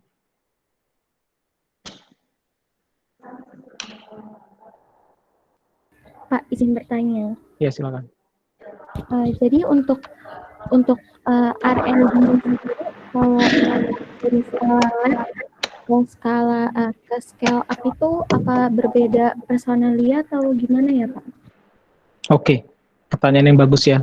Apakah orang yang memformulasi akan ikut dalam proses scale up? Jawabannya iya. Ya, jadi nanti ketika nanti akan saya bahas itu terkait dengan personalianya. Orang yang ikut atau personalia ya, atau orang yang dipekerjakan dalam proses scale up itu salah satunya adalah formulatornya. Ya harus ikut orang R&D. Kalau mereka nggak ikut nanti bingung yang melakukan scale up. Jadi selain orang R&D ada engineer yang pasti ikut juga. Mereka yang ngerti soal alat, ya bagaimana optimasi proses dan sebagainya, mereka cukup paham di situ. Jadi iya jawabannya. Jadi kalau misalkan kalian di R&D kemudian akan dilakukan scale up, pasti kalian dilibatkan. Divisi kalian akan dilibatkan karena R&D itu kan banyak divisi ya, banyak staff-staffnya. Kalian masuk di R&D suatu industri, bisa saja kalian divisinya divisi sediaan cair. Divisi sediaan cair yang seperti apa? Gitu. Jadi kan produk suatu brand ya, misalnya Dexa gitu. Dexa itu punya banyak kan brandnya. Nah mereka punya divisi masing-masing untuk pengembangan produk-produk itu. Tidak satu divisi. Ya walaupun tetap nama payungnya adalah R&D. Dan nanti yang dilibatkan adalah orang yang terlibat di divisi itu. Ya misalnya divisi sediaan cair, misalkan siapa gitu. Sediaan cair dia sudah berpengalaman ya untuk melakukan scale up. Jadi kalau udah berpengalaman di bidang scale up pasti dipakai terus. Karena dia berpengalaman di bidang scale up sediaan cair, ya pasti dia terus. Kemudian dia berpengalaman di bidang steril, scale up steril pasti dipakai terus. Ya, pengalaman itu yang mahal. Ya, makanya tadi saya bilang ya salah satu aset yang sangat mahal adalah manusianya. Ya, jadi suatu industri itu maju itu karena manusia yang ada di sana, karena sistem yang ada di sana ya, ada 5M tadi. Gitu ya, jadi diikutkan. Ada lagi? Pak, mau nanya lagi. Boleh, silakan. Jadi apa mungkin Pak kan banyak tuh ya kayak misalnya mahasiswa-mahasiswa atau ilmuwan-ilmuwan yang menemukan suatu rancangan misalnya vaksin atau apa gitu, tapi kan itu biasanya mereka tuh menemukan suatu formulasi itu dari skala lab. Nah, apakah mungkin suatu formulasi tersebut itu tidak diteruskan produksinya oleh pemerintah atau suatu industri itu karena mereka tuh membuat formulasi itu dalam skala lab, Pak? Oke, jadi kalau kita bicara soal vaksin ya, begini ya. Jadi ketika kita punya suatu ide, suatu temuan, itu pasti dilihat dulu apakah memang valid atau tidak. Yang pertama ya harus validnya. Kalau memang valid dia memiliki efek, walaupun dia skala laboratorium, itu kan bisa dikembangkan. Ya, jadi bukan berarti harus skala pilot dulu Pak. Kita ngajuin ke pemerintah atau ngajuin untuk mendapatkan maksudnya mendapatkan suntikan dana, enggak. Ya misalkan suatu ilmuwan, seorang ilmuwan kan dananya terbatas, alatnya pun terbatas pasti ya. Sekarang dia di suatu institusi, dia nggak punya sebegitu lengkap alat. Tetapi ketika dia sudah memiliki temuannya itu biasanya dipublish biar orang semua bisa baca, kemudian dipatenkan sama dia dan sebagainya. Nah, nanti diadopt ya, diambil sama orang lain. Kira-kira bisa nggak kita lakukan scale up? Dicoba scale up dan sebagainya. Nah, biasanya kalau udah scale up dan berhasil, baru itu yang digembor-gemborkan. Calon vaksin dari ini itu udah proses scale up semua. Kalau kita lihat sekarang kan uji vaksin sudah di mana-mana, itu sudah di scale up semua, sudah skala pilot semua. Walaupun belum skala produksi. Begitu ya. Jadi apa tadi pertanyaannya, apakah tidak akan diambil gitu ya datanya kalau dia masih skala laboratorium? Enggak. Biasanya dilihat dulu skala laboratorium tadi kalau memang valid hasilnya, kemudian nanti akan dilihat tadi ya ada prosesnya kan tadi ya, dilihat kira-kira ini memungkinkan nggak diproduksi secara besar-besaran ya. Kalau memungkinkan kira-kira biayanya berapa untuk memproduksi tersebut gitu. Tapi kalau dalam kasusnya vaksin sepertinya sih orang nggak mikirin biaya ya, karena udah masalahnya sudah darurat dunia ya. Sehingga biasanya lebih kira-kira proses distribusinya mungkin sekarang itu jadi pemikiran itu akan sampai ke tangan pasien dengan selamat atau tidak, itu yang jadi masalah. Karena kalau kita lihat cold chain-nya ya, kalau di luar negeri oke lah. Mereka punya sistem distribusi vaksin yang bagus ya. Kalau di Indonesia ini kan jadi masalah tersendiri ya. Suhunya memang nggak bagus ya, suhunya tinggi di Indonesia. Kemudian apakah sistem distribusi vaksinnya sudah bagus atau belum, itu kan menjadi masalah. Ya itu kalau masalah di distribusi ya. Tapi kalau soal di dana, mereka sepertinya tidak jadi masalah kalau kita bicara soal vaksin. Beda dengan pengembangan obat. Kalau pengembangan obat tadi saya bilang, kira-kira produk kita kompetitif nggak di pasaran dan seterusnya. Kalau bicara vaksin, kita bicara efektivitasnya dulu. Ya, jadi ini menarik sebenarnya soal vaksin ini. Ya, jadi banyak sekali kalau saya baca gitu ya di Indonesia itu beritanya itu kayak di bolak-balik dan sebagainya gitu ya. Atau dipaksakan kalau istilahnya. Paksakan agar segera vaksinnya itu disuntikan gitu. Kalau orang luar negeri nggak mau kayak gitu ya. Mereka benar-benar harus terbukti dulu. Ngapain kita nyuntikin sesuatu tapi nggak ada manfaatnya. Jadi itu soal vaksin ya. Menarik sekali memang kalau soal vaksin. Kita baca terus ya. Kita ikutin terus tuh berita vaksin COVID ya. Karena itu salah satu bidangnya kita ya soal vaksin. Walaupun kita lihat itu banyak orang-orang biotek ya. Karena farmasi juga ada biotek kan. Kalau di ITB itu ada. Jadi S2-nya bioteknologi. Nah itu ada. Jadi dia bagian ke sana ngurusin vaksin dan sebagainya. Gitu ya. Ada lagi? Sebelum saya lanjutkan, saya lebih senang diskusi kalau soal materi-materi seperti ini. Ada mungkin yang ditanyakan lagi? Jadi saya mau sedikit cerita ya, tapi masih seputar farmasi kalau saya cerita. Ada yang menarik terkait dengan obat COVID ini. Kalian pernah lihat mungkin beberapa bulan yang lalu, ada sebuah kampus itu mengklaim bahwa dia telah menemukan obat kombinasi. Ya, kampus itu berkolaborasi dengan Badan Intelijen Negara. Kemudian apalagi, saya lupa dia kombinasi dengan apa saja. Dia kolaborasi dengan siapa saja. Kan aneh ya, bisa ngeklaim obatnya berefek gitu. Kalau kita sebagai orang awam mungkin senang ya. Wah ini angin segar nih. Ada kombinasi obat yang ampuh katanya ya. Tapi belum kolaborasinya nggak sama Badan POM, nggak sama Kemenkes ya. Kolaborasinya sama Badan Intelijen Negara. Ini aneh sih. Ini Badan Intelijen Negara kok bisa kolaborasi bareng kampus itu. Mungkin kalian tahu ya. Kampus itu ya, yang mengklaim itu. Nah itu buktinya nggak ada ya, nggak lebih bermakna ternyata kan dari ini kalau di luar negeri ya dilakukan studi-studi itu ternyata memang belum ada gitu, belum ada obatnya benar-benar efektif.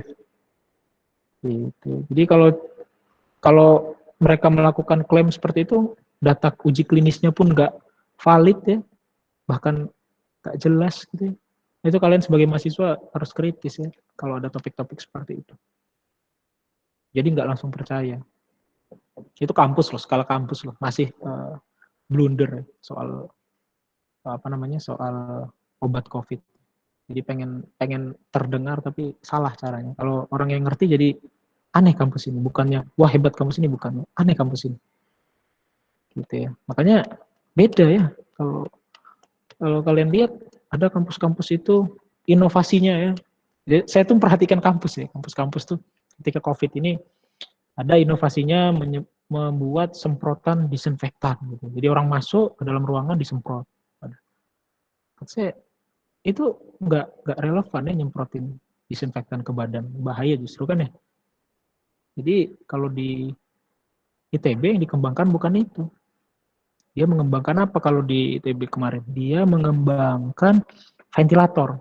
Nah ini lebih make sense gitu. Ketika kondisi seperti ini ketimbang kita nyemprotin bahan kimia ke badan orang gitu kan, dan itu kampus loh yang melakukan itu ya, melakukan pengembangan itu. Jadi ketika itu bukan orang yang kompeten, mau dia sekalipun kampus, kementerian sekalipun jangan dipercaya.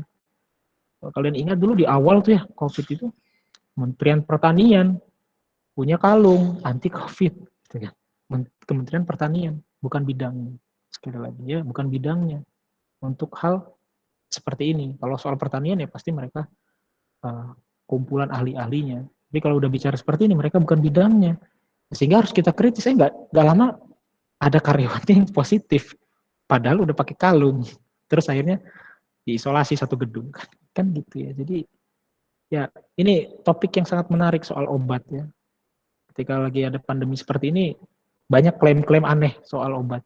Waktu itu obat apa? Ada yang tahu palingnya obat malaria ya, dikatakan sampai sebegitu masifnya orang memburu obat anti malaria. Ya. Nah itu ya, kalian mahasiswa mudah-mudahan bisa menyaring termasuk orang yang meluruskan kalau ada yang aneh-aneh seperti itu ya di era-era seperti ini. Karena masalahnya ada kalau kita biarkan itu terus-menerus. Obat itu bakal diburu orang, jadi orang yang malaria nggak kebagian obat, orang yang minum nggak malaria cuman karena berharap ada efek sebagai anti COVID atau sebagai obat COVID justru dapat efek samping. Itu contohnya. Ya. Oke, kalau tidak ada yang ditanyakan kita lanjut ya. Ini sebenarnya sudah saya bahas ya, mengapa kita melakukan studi pilot plan tadi ya. Investigasi di awal ya, di skala menengah sebelum menghabiskan materi lebih banyak ya atau biaya yang lebih banyak lagi kan. Kemudian tidak mungkin ya biasanya tidak mungkin memprediksi efek dari peningkatan skala yang berlipat ganda. Maksudnya begini. Jadi ketika kita melakukan uji laboratorium itu kita nggak bisa prediksi loh ketika dia uji produksi skala besar itu apakah akan sama atau tidak. Jadi benar-benar itu nggak ada gambaran sama sekali. Ya sehingga harus dilakukan uji yang di tengah-tengah gitu ya. Sebagai perantara tadi. Kemudian tidak mungkin merancang pabrik pemrosesan skala besar hanya dari data laboratorium. Itu tadi ya, dari data laboratorium itu nggak bisa kita prediksi bagaimana harusnya kecepatan dari alat besar tadi dan sebagainya, nggak bisa lah. Kita harus coba pakai alatnya dulu kan, baru kita lihat hasil. Itu pun dengan jumlah yang lebih sedikit pastinya daripada skala yang produksi besar. Pilot plan ini dapat berguna ya apabila kita mengevaluasi hasil studi laboratorium dan membuat koreksi dan perbaikan produk dan proses pembuatannya. Tadi ya ketika kita skala laboratorium bukan berarti formula tersebut saklek harus sampai di skala produksi. Itu bisa terjadi modifikasi-modifikasi. Ya atau koreksi-koreksi di skala scale up ini. Kemudian memproduksi produk dalam jumlah kecil untuk evaluasi sensori, kimia, mikrobiologi, menguji dan menyediakan sampel pada pasar. Oke, jadi ini intinya untuk menyiapkan sebuah produk untuk dievaluasi. Ya, dan evaluasinya ini sudah menggambarkan produk yang sebenarnya, bukan skala laboratorium. Gitu ya. Karena tadi kan beda ya. Parameternya bisa saja berubah ketika dia sudah di scale up. Kepada calon pelanggan, kemudian studi masa simpan dan stabilitas penyimpanan. Tadi ya uji stabilitas ini merupakan apa ya? Merupakan bagian yang sangat penting ya uji stabilitas itu. Ya percuma kita buat bagus-bagus tapi waktu sampai pasien sudah tidak stabil. Oke. Menyediakan data yang dapat digunakan untuk membuat keputusan apakah akan melanjutkan produksi skala penuh atau tidak. Dan dalam kasusnya positif, artinya mau diproduksi, kita bisa merancang dan membangun pabrik yang skala besar. Ya baru kita rancang pabriknya skala besar bagaimana. Ya jangan kita bangun pabrik dulu. Bangun pabrik atau nggak jadi, gitu ya. Dan ada beberapa aspek ya yang harus kita pertimbangkan. Yang pertama adalah reporting responsibility. Ya, siapa sih yang bertanggung jawab untuk pelaporan dari scale up ini, data-data scale up? Yang pertama adalah R&D group ya, dengan berbagai staffnya tadi ya. Ini harus bertanggung jawab untuk melaporkan bagaimana hasil uji atau hasil scale up ini. Kemudian formulator ya. Formulatornya. Jadi walaupun dia R&D, tetapi secara pribadi dia juga harus melaporkan apa yang dia kembangkan. Ya. Formulator yang mendevelop atau mengembangkan produk yang masuk ke dalam seksi produksi ya. Jadi ya, bahwa nah ini personal requirement ya. Personal requirement-nya apa saja? Yaitu scientist dengan pengalaman yang panjang. Ya. Jadi kalau kalian lihat ya, kalau kampus-kampus besar itu banyak sekali dosennya itu sebagai konsultan, ya. Jadi kalau di ITB itu Bu Heni namanya, Prof Heni, beliau itu konsultannya Deksa. Jadi beliau menjadi konsultan untuk Deksa. Jadi ketika Deksa punya masalah terkait formulanya biasanya konsultasi ke. Dan tidak hanya beliau, ada Pak siapa ya namanya itu ya.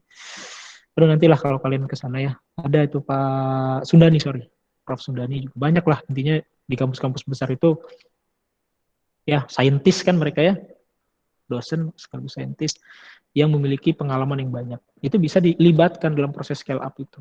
Ya, jadi banyak pihak yang dilibatkan. Ya, saintis tadi dengan pengalaman di pilot plant dan seterusnya ya. Kemudian dia juga memiliki pengalaman di area produksi misalkan, ya. Ini merupakan orang yang sangat direkomendasikan ya untuk masuk ke dalam personalia proses pilot. Jadi dia punya pengalaman di pilot maupun di skala produksi skala besar. Tapi ya tadi saya bilang ya, saintis-saintis itu meskipun apa ya, mereka berpengalaman misalnya seperti dosen ya, berpengalaman di skala pilot, kini skala laboratorium sampai pilot mereka mungkin skala produksi belum, tetapi mereka memiliki dasar ilmu yang sangat besar ya. Jadi sering sekali dijadikan konsultan, khususnya ketika produk tersebut sudah jadi ya. Kemudian ada masalah, kenapa ya produk ini seperti ini? Atau kadang-kadang bahkan di sana itu industri itu datang minta formula, itu nggak jarang. Datang tolong sih Pak gitu, minta formula untuk sediaan lepas lambat zat A, saya punya masalah di sini ketika dibuat formulanya. Oke, nanti diberikan formula. Mahal itu dijual itu. Resepnya itu ya. Kan resep formulanya ya. Jadi kalau kalian menjadi orang yang benar-benar fokus di bidang itu, waduh, ngalir itu ya. Ngalir penghasilannya. Nah, karena mereka mengerti tujuan dari formulator, ya, tujuan dari formulatornya. Kemudian kenapa kita mempekerjakan orang yang tadi ya memiliki pengalaman di pilot maupun di skala produksi, karena mereka mengerti tujuan dari formulator dan memiliki perspektif pandangan sebagai formulator maupun sebagai personil produksi. Ya, jadi dia memiliki pandangan ketika mengembangkan produk, ketika produk tersebut di scale up dan sebagainya. Ini biasanya seorang farmasis. Nah, tetapi kita harus memiliki beberapa engineer tadi ya. Kita nggak bisa sendiri, ya kita harus memiliki beberapa engineer, beberapa tim di engineer yang ikut terlibat dalam sana. Ya, karena untuk scale up ini prinsip teknik ya, teknik industri itu sangat penting. Ya kalau kita ya teman-teman kalian di teknik industri itu memang kerjaannya belajar tentang scale up itu ya, optimalisasi proses dan sebagainya itu mereka pelajari. Lah kalau kalian kan mungkin belajarnya cuma beberapa SKS saja gitu ya kalau dari segi pengetahuan dasar. Tetapi ketika di lapangan ya nanti kalian bakal memiliki pengalaman itu juga. Nah, kemudian space requirement ya atau ruangannya yang dibutuhkan begitu dalam proses produksi skala pilot ini adalah yang pertama ruang administrasi ya, dan information process. Kemudian ada ruangan physical testing area atau area tes uji fisiknya ya, fisikanya secara fisika, kemudian standar equipment floor space ya. Jadi ini merupakan alat-alat standar dalam produksi, untuk produksi sediaannya ada milling, ada mixing dan sebagainya, itu adalah tempat untuk produksinya. Dan yang terakhir adalah area penyimpanan. Ini harus ada di dalam sebuah pilot plan. Ya. Kalau yang administration dan information process ya setidaknya kantor begitulah ya. Jadi kantor tersebut istilahnya harus memiliki data yang dibutuhkan oleh si saintis dan teknikian maupun sebagai tempat kerja mereka ya. Jadi ada bagian yang seperti itu. Dan tempatnya harus berdekatan dengan area kerja. Ya karena memang tadi ya kantornya lah istilah itu ya, kantornya si saintis maupun si formulator maupun teknisiannya sebelum mereka bekerja.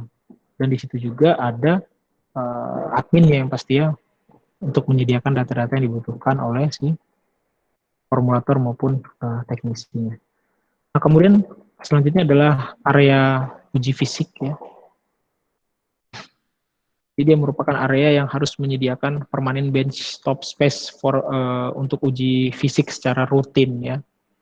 Ini biasanya uji alat-alat yang dibutuhkan ya, misalnya seperti alat timbang, kemudian atau uji fisik lain lah ya, untuk evaluasi dan seterusnya. Ini ada di satu tempat khusus tersendiri, ya tidak digabung dengan tempat produksi. Dan kemudian standar pilot plan equipment Floor space ini ruang pilot plant yang kecil. Ya. Kita tahu bahwa ruang pilot plant itu kan tidak terlalu besar ya, tidak terlalu besar dibandingkan skala produksi. Tempat peralatan yang dibutuhkan untuk membuat semua jenis bentuk sediaan. Jadi bentuk sediaan yang ada itu berada di dalam standar pilot plant equipment floor space. Sebentar ya, saya ada.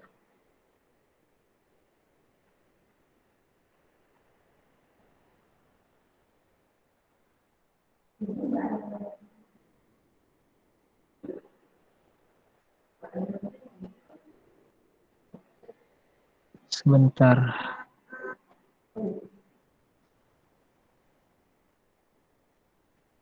Oke.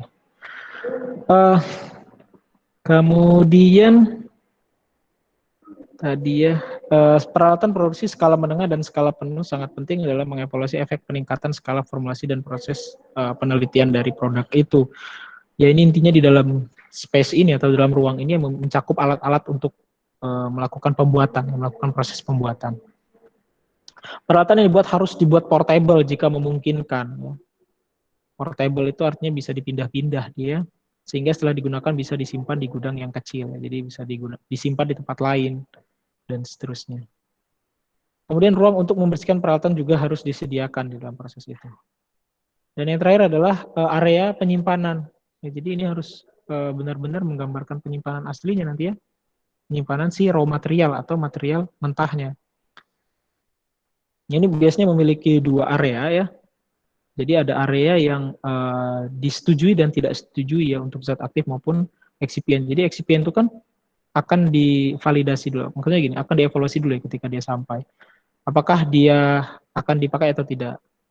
Gitu ya. Setelah dipakai, diberi cap begitu ya, approve bahwa dia akan dipakai untuk pembuatan sediaan.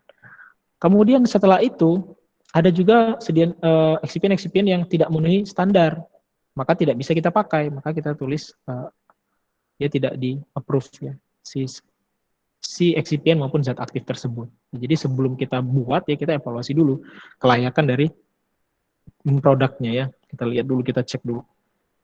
Itu sehingga di penyimpanan itu harus ada bagian-bagian itu, karena dikhawatirkan nanti bagian-bagian yang sudah ditolak terambil gitu ya, sehingga harus dipisah. Nah selain itu biasanya ketika kita sudah memproduksi gitu ya, memproduksi kemudian gagal begitu, ternyata hasilnya jelek, nah itu kan biasanya disimpan dulu sebelum dilakukan analisis apakah mau dipakai lagi ya dengan cara yang tertentu atau dibuang. Kemudian area yang berbeda tadi harus menyediakan penyimpanan ya, in proses material, dia harus ada tempat penyimpanan untuk in proses material, finish bulk product dari pilot plant dan material sebelum experimental scale up itu dilakukan. Ya. Kemudian area penyimpanan harus juga tersedia untuk packing material ya, untuk wadah packingnya. Ya. Untuk material wadahnya juga harus disediakan. Jadi penyimpanan itu harus segala aspek ya, dari eksipien maupun zat aktif. Ya, kemudian eksipien tadi maupun zat aktif juga ada dua bagiannya, ada yang diterima dan tidak terima harus dipisah ruangan penyimpanannya, dan ada juga untuk ruang penyimpanan si wadah ya, material wadah yang akan dipakai. Kemudian selanjutnya adalah review of the formula, yaitu kajian dari aspek formulasi. Ya, jadi dikaji aspek formulasinya, tujuannya apa? Untuk melihat kontribusinya pada produk akhir yang diproduksi dan pada peralatan laboratorium skala kecil harus dipahaminya. Jadi harus memahami itu, harus melihat bagaimana pengaruh formula terhadap peralatan di laboratorium skala kecil. Nah, kira-kira memungkinkan atau tidak diproduksi di skala tersebut ya formula itu. Sehingga efek scale up yang menggunakan peralatan yang mungkin menyebabkan produk mengalami berbagai jenis dan derajat stres dapat lebih mudah diprediksi atau dikenali. Gitu ya. Karena kita melakukan scale up, kemudian scale up tadi akan berubah, begitu, alat dan jumlah bahannya, sehingga harus kita prediksi dari formulanya, ya, dari review formula. Jadi kita lihat formula terhadap alat yang digunakan pada laboratorium harus kita pahami. Kemudian yang nggak kalah penting adalah memahami tentang material mentahnya. Jadi ternyata nggak sama data yang kita gunakan ya pada skala lab, itu baik itu zat aktif maupun eksipien, ketika kita mau melakukan scale up. Ya, jadi bisa jadi ketika di scale up, si produsennya tadi itu kan ukurannya lebih besar pasti ya. Misalkan kalau dari laboratorium kita belinya per kilo, misalkan ini contohnya. Misalkan kita belinya per 20 kilo. Kemudian setelah kita mau scale up ke skala pilot, kita butuh 1 ton, misalkan sekali beli. Nah, itu harus kita lakukan juga validasi.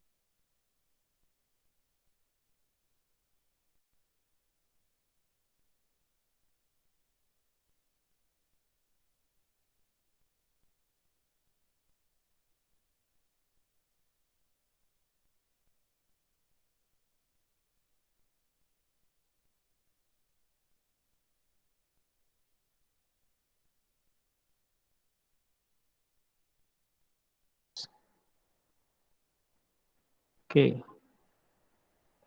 Oke, suara saya terdengar tidak? Tadi sempat terputus ya. Terdengar, Pak.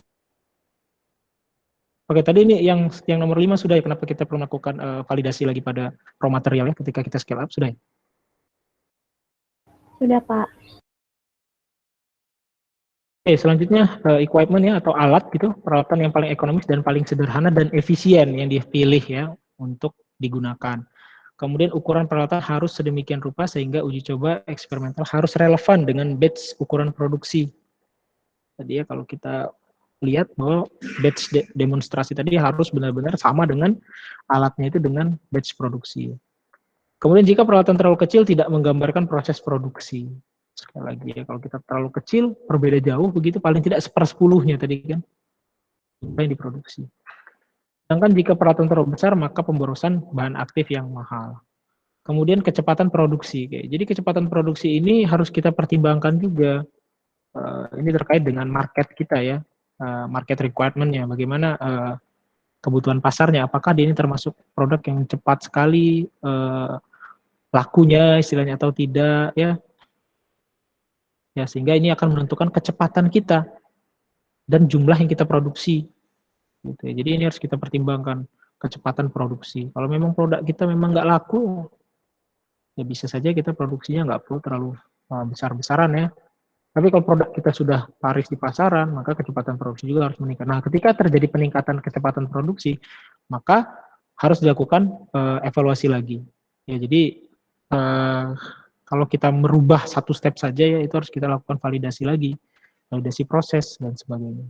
Ya, ketika kita ubah kecepatannya karena kita pengen lebih cepat dapatnya lebih banyak, maka kita harus lakukan validasi lagi karena perubahan kecepatan saja itu bisa mempengaruhi sifat atau parameter-parameter dari sediaan kita. Kemudian proses evaluasi ini parameternya ada banyak ya, kecepatan pencampuran, waktu pencampuran, ini harus kita perhatikan juga ya, harus kita evaluasi. Tadi kan evaluasi proses ada banyak. Kemudian rate of editing of granulating agent, solvent, solution of drug, etc. Ini merupakan kecepatan penambahan dari zat-zat ini harus benar-benar kita evaluasi juga parameternya. Ya, karena ketika ditambahkan itu kan beda ya. Kalau kita di dalam laboratorium kan kita nambahkannya ya tinggal kita tuang aja ya. Tapi ketika kita di produksi skala besar ya, di pabrik, itu kan alat semua yang menuang dan sebagainya. Nah, menuang itu ada kecepatan penuangannya juga kan. Mau berapa gram per menit atau berapa gram per detik begitu ya. Ketika kita menuangkan itu ada semua kecepatannya. Sehingga itu merupakan parameter yang harus kita perhatikan. Kemudian kecepatan pemanasan maupun pendinginan juga harus kita perhatikan. Ukuran dari ukuran dari filter ya, khususnya pada sediaan cair. Kemudian kalau sediaan padat itu adalah ukuran dari mesh-nya. Kemudian temperatur pemanasan dan waktu pemanasan. Kemudian order atau susunan dari pencampuran komponen. Ini juga penting ya, mana dulu yang dicampurkan dan seterusnya. Kenapa kita harus melakukan proses evaluasi tersebut? Ya, karena pengetahuan tentang efek dari berbagai parameter proses seperti yang disebutkan di atas merupakan dasar dalam optimasi dan validasi proses. Jadi dengan data ini ya, ini akan menentukan bagaimana proses tersebut kita validasi maupun kita optimalisasi. Ya, kalau kita mau optimalisasi proses ya ini saja kan yang kita atur kan. Apakah kecepatan ininya dan sebagainya. Ini kita optimalisasi dari parameter tadi. Kemudian yang ke-9 adalah master manufacturing procedure ya. Jadi white sheet itu ini ya, kertas yang dipakai untuk penimbangan. Jadi kalau kita menimbang itu kan ada lembaran kertas untuk ininya ya, quality controlnya. Ini bagian itu ya, dokumen itu harus dengan jelas menjelaskan jumlah yang dibutuhkan setiap batch-nya, ya berapa yang harus ditimbang di tiap batch-nya, dan harus menggambarkan ya mencegah terjadinya apa ya, bingung pada nama maupun identifikasi dari zat aktif yang atau excipient yang kita gunakan. Jadi di master manufacturing procedure itu merupakan lembaran begitu ya, lembaran di mana zat aktif kita itu sudah jelas gitu, maupun excipient kita itu sudah jelas apa yang mau ditimbang, berapa gram yang ditimbang, jenisnya apa, dan seterusnya. Bahkan biasanya dikasih tahu juga kemurniannya berapa, itu harus diperjelas di master manufacturing procedure. Kemudian arahan tiap proses harus tepat dan eksplisit ya, harus jelas, ya jangan bias. Karena di master manufacturing procedure ini ada cara kerjanya. Ya, ada cara kerjanya bagaimana untuk memproduksi 1 juta tablet misalkan. Itu harus detail, harus dijelaskan secara detail. Kemudian prosedur pembuatan harus ditulis oleh operator sebenarnya. Jadi jangan yang ngebuat itu atasannya. Jadi harus benar-benar operator yang mengerjakan atau melakukan proses scale up tadi. Dia harus benar-benar menulis kira-kira seperti apa yang dia lakukan secara detail sekali lagi ya. Kemudian berbagai spesifikasi serta kecepatan penambahan, waktu pencampuran, kecepatan pencampuran, pemanasan tadi sudah saya singgung. Ini juga harus disebutkan dalam petunjuk catatan batch. Ya, jadi dalam master manufacturing procedure itu harus detail apa yang ditimbang, berapa yang ditimbang, kemurniannya berapa zat yang kita pakai, sehingga tidak membuat bingung ya nama dan identifikasi organoleptis dan sebagainya. Selain itu, selain kita harus memperjelas tadi bahan-bahannya secara detail, apa yang ditimbang dan seterusnya, prosesnya pun harus jelas. Mana dulu yang dicampur, kecepatan pencampuran berapa dan seterusnya ya, spesifikasi-spesifikasi ini harus ada di master manufacturing procedure.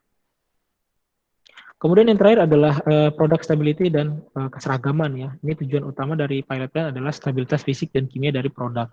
Jadi tujuan utama kalau kita melakukan pilot plan itu parameter ujinya tadi ya, itu harus sama dengan di laboratorium dan memiliki stabilitas yang sudah sesuai dengan di laboratorium. Karena di laboratorium kan kita melakukan uji stabilitas juga. Kalau uji stabilitasnya jelek, ngapain kita lakukan scale up? Sehingga scale up tadi prosesnya harus benar-benar menggambarkan produk tadi memiliki stabilitas fisik dan kimia yang sama dari skala laboratorium. Gitu ya, setelah di scale up sama. Karena kalau beda, misalkan di laboratorium jelek, bedanya nggak mungkin gitu. Laboratorium jelek, skala produksi bagus, itu nggak mungkin. Yang ada tuh di laboratorium bagus, di scale up jelek. Kenapa? Karena kalau di laboratorium masih jelek, nggak bakal di scale up sekali lagi ya. Oleh karena itu, setiap pilot batch yang menggambarkan formulasi air dan prosedur pembuatannya harus dipelajari stabilitasnya. Sehingga kita tadi kan ya melakukan uji stabilitas. Kemudian ada pertimbangan GMP apa saja sih yang menjadi pertimbangannya. Yang pertama adalah kualifikasi peralatan, kemudian validasi proses, ini kurang lebih sama ya dengan saya jelaskan. Kemudian jadwal perawatan ya atau maintenance maintenance alat ya secara teratur, peninjauan dan validasi ulang, proses operasi SOP ya. SOP itu harus tertulis. Jadi kalau di industri itu biasanya kita kenal dengan istilah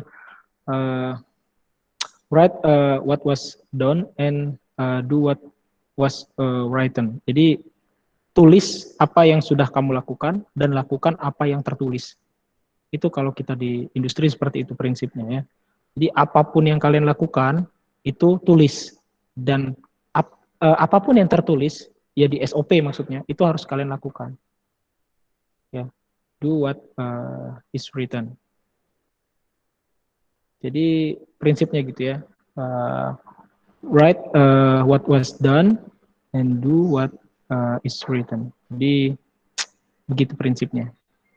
Tulis apa yang sudah kalian lakukan dan lakukan apa yang tertulis atau yang berada di SOP. Yaitu permainan katanya bolak-balik. Kemudian sistem tadi sampai mana ya? Oh, sampai sini. Penggunaan personel yang kompeten ya, yang harus kita pertimbangkan. Kemudian penyediaan yang memadai untuk pelatihan personelnya. sistem transfer teknologi yang terdefinisi dengan baik ya, maksudnya ketika terjadi penggantian orang itu harus tertulis dengan jelas sehingga transfer teknologinya dapat terjadi. Prosedur pembersihan yang tervalidasi juga ya, karena setelah beberapa batch itu kita harus melakukan cleaning dan seterusnya. Kemudian pengaturan peralatan yang teratur untuk memudahkan aliran material dan mencegah kontaminasi silang. Yang bahaya kontaminasi silang ini, sehingga biasanya kan tekanan udara itu diatur ya, dari ruangan yang satu dengan yang lainnya untuk mencegah kontaminasi silang. Nah, mengapa kita melakukan tahap-tahap ini? Keuntungannya adalah anggota ya dari sisi bagian produksi maupun quality control itu akan dengan segera ya mengetahui bagaimana proses terjadinya scale up dan sebagainya ya. Kemudian supply dari eksipien maupun obat itu diketahui dengan jelas dari divisi quality control, sehingga apabila terjadi masalah itu dapat diatasi dengan cepat.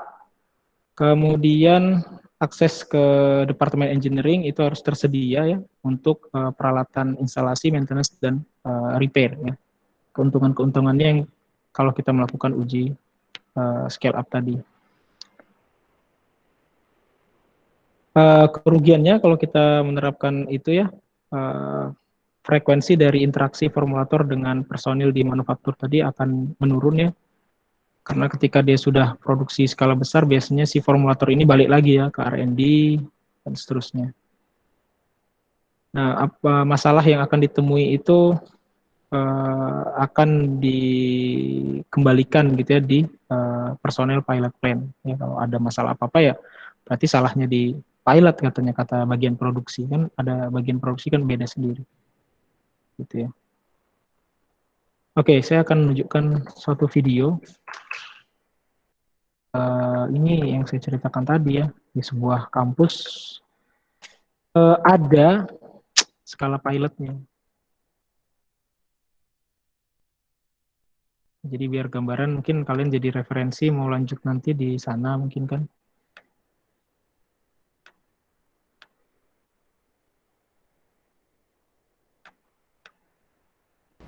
Hi, I'm Lucy and this is Dan. We're both students here at Sheffield studying chemical and biological engineering.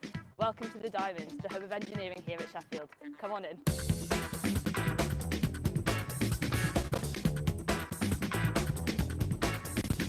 So this is the pilot plan. It's really key to your learning here as a student in the department. Over here we have the continuous powder processing line. Over there we have our bioreactors as well. Are we all ready? Let me take you over to our bioreactors. Biotechnology is becoming ever so more important in modern day. Therefore, we have many state-of-the-art fermenters here. These units allow you to cultivate microorganisms for applications in pharmaceuticals and in biofuels as well.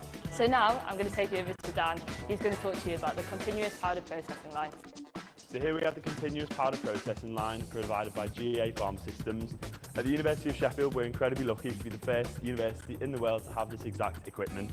The importance of it in the pharmaceutical industry is that we're trying to make this key change from batch production over to continuous so we can make more of a higher quality tablet. So let's have a look. So here's the hopper. This is where we store all our powder and we can use it to feed in at a specified feed rate into our granulator, which is this long tube here. At the granulator, we'll add some liquid, maybe some water, just to thicken it up and clump these powder particles together to form granules. But the problem is they're a bit too wet, so we need to dry them. This huge thing here, this is our fluidized bed, and this is where we blow hot air in and mix it all around to take away some of that moisture and make them more dry granules. This whole system can be controlled by this control system. We can control the parameters and set what we want so we can say our feed rate, how much liquid, how hot the air is, also specify what's going on and which will ultimately affect your end tablet. So after we've dried the granules, we'll take them into the blender so we can shred up all the granules and make them of uniform size, and then we can take it down into the mixer. Now here's our opportunity to add any special ingredients that you want to add. It could be your active pharmaceutical ingredient, which will actually be the drug that does the job. However, we can't really do that here. After it's mixed, we'll take it all the way up here. We'll add some lubricant so it doesn't stick when it's in the tablet press. and we'll prepare the mixer, and then it comes down to the tablet press here. Do you want to help me take a look? So this complicated machinery helps us to make our tablets at such a high speed. Here, the powder comes in, it gets compacted at such a high speed. We have the potential of making about 30,000 tablets per hour, which is huge in comparison with what we could normally make in a small scale lab. So over here, we can control what our tablets will look like. We can control how fast the powder comes into the press, how hard we can compact them, and how big they are. And ultimately, we can end up with our tablets. Do you want to take a look? So now let's go and talk to Lucy again, and we can talk a bit about why it's helpful and the application for after university life. Hi Lucy. Over your time here at Sheffield, you'll be lucky enough to be able to use all the equipment in this lab, applying what you learn in.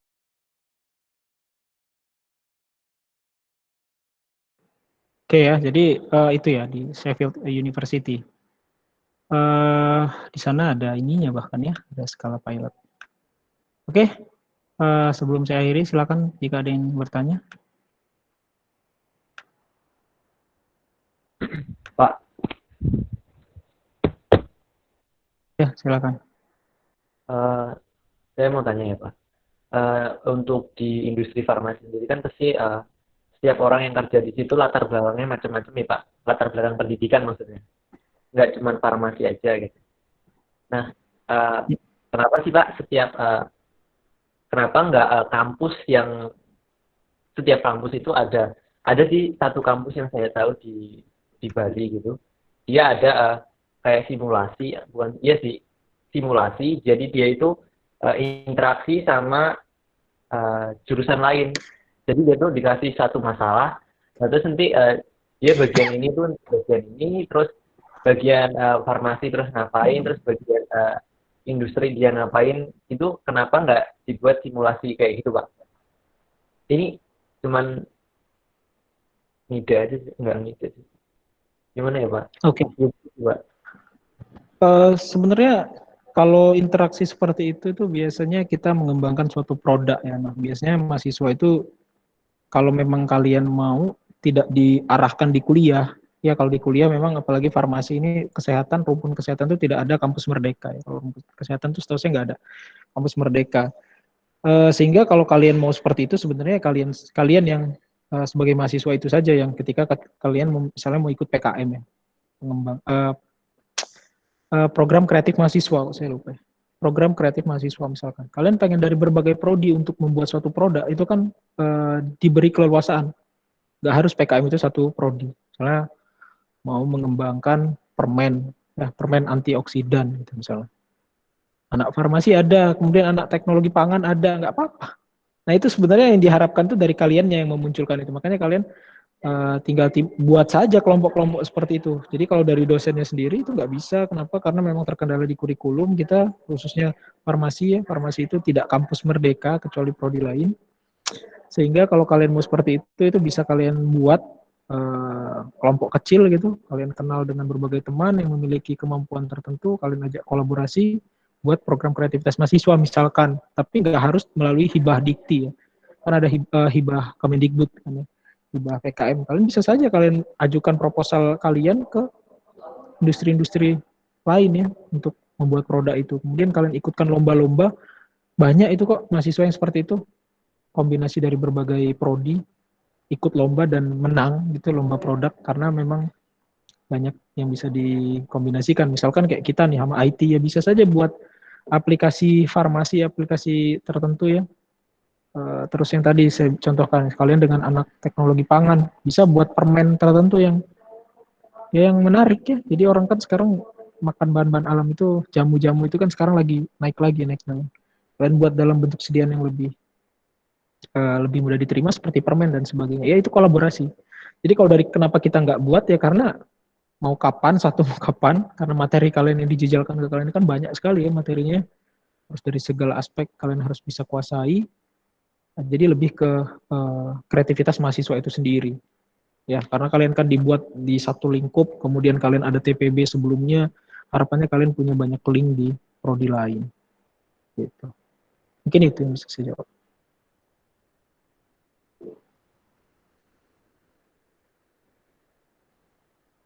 Oke, ada pertanyaan dari chat ya. Ya.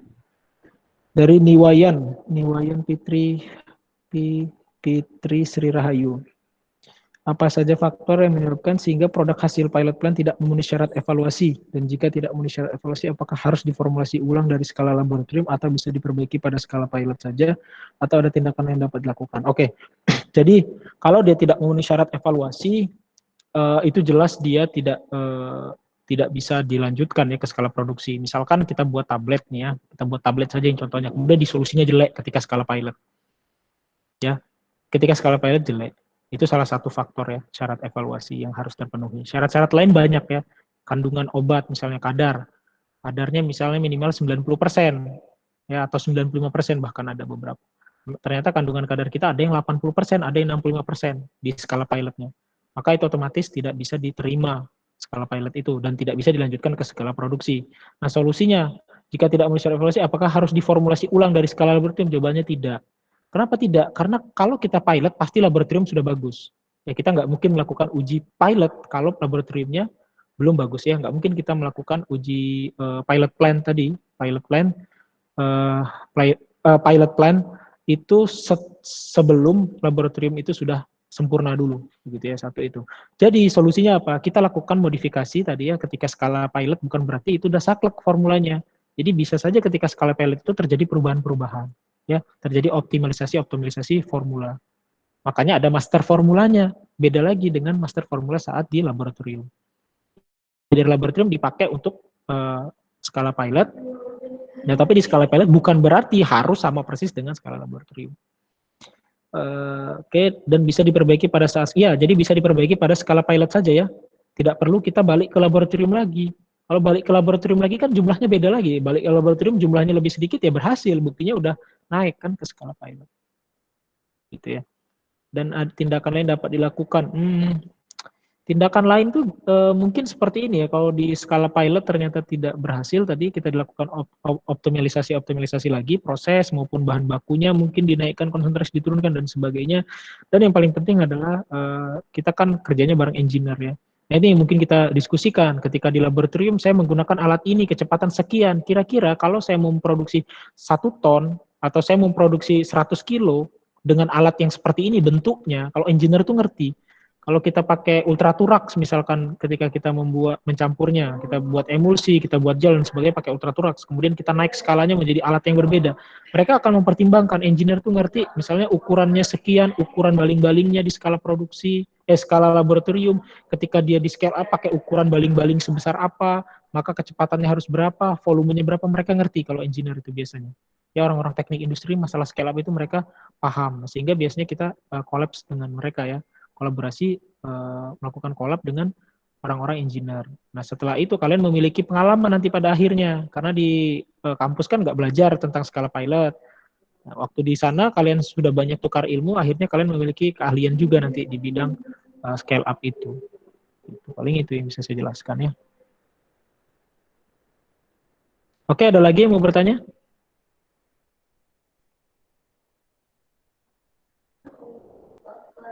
Ada? Terkait dengan scale up ya. Jadi minggu depan kita belajar scale up yang bentuk sediaan padat maupun sediaan cair dan semi solid. Ini masih teori dasar saja tentang scale up, mengapa kita perlu melakukan scale up, kemudian aspek-aspek saja yang harus dia persiapkan di pilot plan tadi ya, dan seterusnya. Ya tadi ada contoh kampus ya yang sudah menerapkan itu. Ya kalau di luar negeri memang seperti itu ya, itulah mengapa kita tertinggal ya. Oke, tidak ada? Pak, izin bertanya. Ya silakan.